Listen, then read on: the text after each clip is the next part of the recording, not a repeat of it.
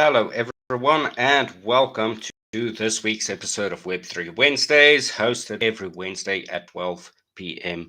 UTC. During the show, we discuss everything related to Web3, and this week we are covering the Metaverse. It's been the talk of the town for the last couple of months, and we would like to cover all the big projects in the space. If you've kept up to date with the tech and crypto fields, there's no doubt that you've come across the term Metaverse. The term has become mainstream, especially after Facebook rebranded to Meta, signaling their intent to work on metaverse related projects. Individual investors and institutions are both bullish about the future prospects of the metaverse, with JP Morgan going as far as to say that the metaverse represents a $1 trillion opportunity. Clearly, there is significant hype around the metaverse, but do people really understand it? The term metaverse is nothing new. Comic book fans will remember the first mention of the term by Neil Stephenson in his iconic 1992 cypherpunk novel Snow Crash.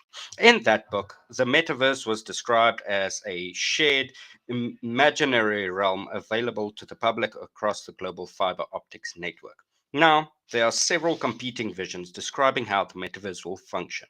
However, there is no doubt that it is the next evolution of the internet and we'll see a shift from the current text heavy avatar to an overlapping 3 environment where users can interact with one another through avatars. We will briefly cover the potential uses of the metaverse. The metaverse could have several use cases.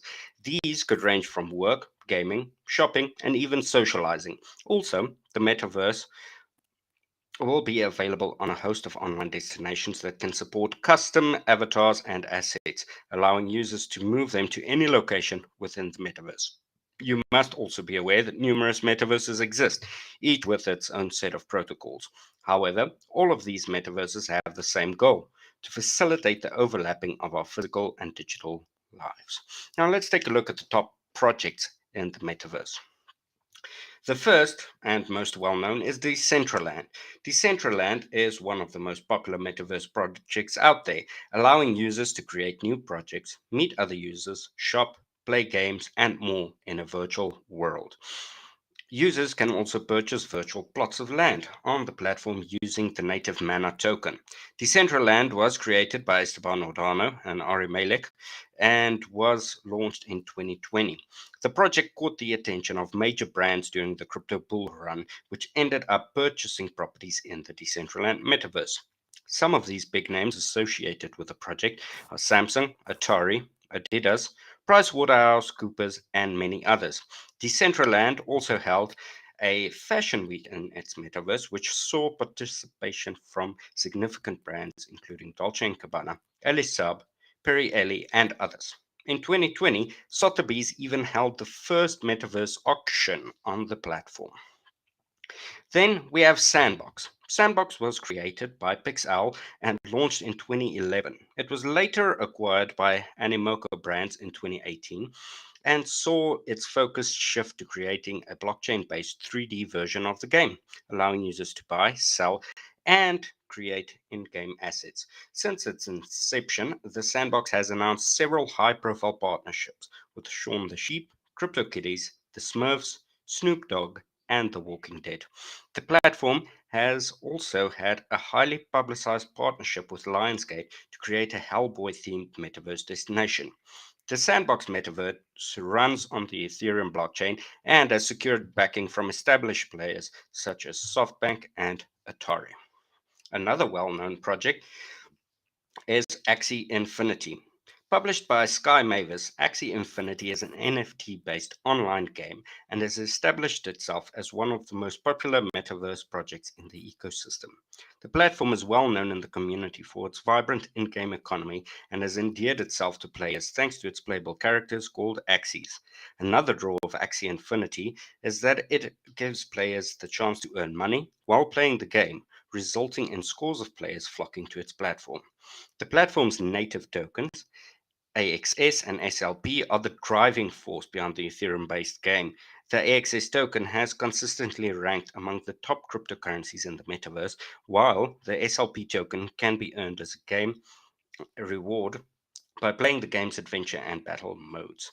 SLP tokens can also be used to breed axes, and as the game's popularity increased, SLP tokens and axes have become increasingly more valuable. The next one is the Open Metaverse, which was launched by popular NFT collector Punk6529 in April 2022. With a goal of drawing 100 million users to the ambitious project, the project aims to be an open platform built and shared by the community. The project has been self funded by Punk6529, with a broader vision of the project being the successful launch of 10 self governing cities, each with a maximum population of 10 million people.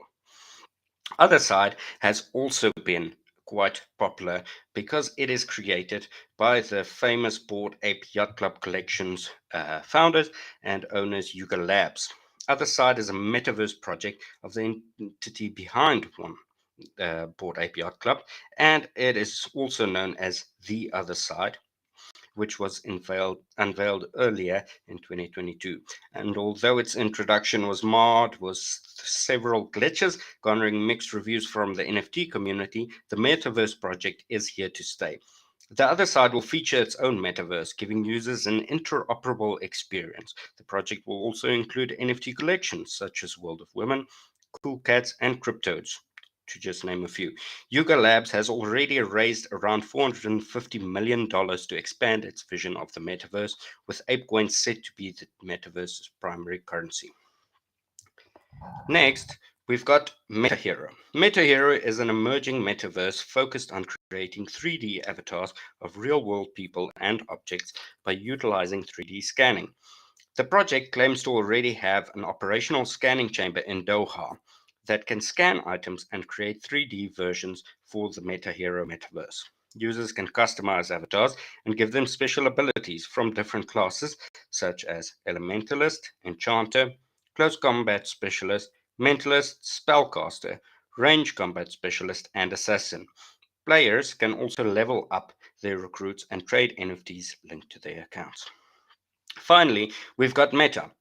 Meta is, of course, formerly known as Facebook, and it is currently in charge of some of the world's leading social media platforms, including Facebook, WhatsApp, and Instagram.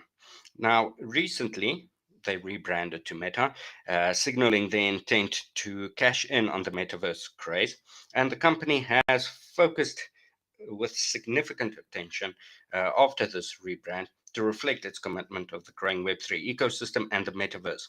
Meta's vision for the metaverse will be to enable users to interact with virtual versions of real people, visit stores, and even watch sports games, giving users an entirely new version of the internet. Now, of course, recently, Meta CEO Mark Zuckerberg said that his vision for the metaverse is an open interoperable platform, which is in stark contrast to Facebook and Meta's ongoing ecosystems, which is built on a closed system that really mines user data for profit. So, an open interoperable platform really goes into stark contrast against what their vision has been in the past, and it should be interesting to see exactly what they will be building.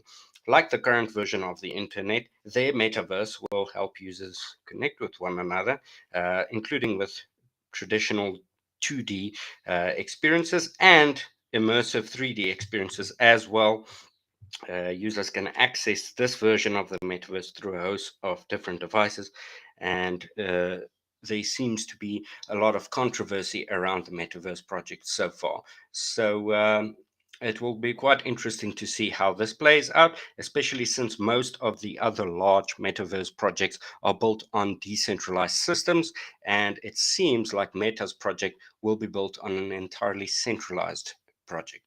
Now, to wrap things up, I would love you to send your comments on social media. What did you think? And what topics would you like us to cover in Web3 Wednesdays moving forward?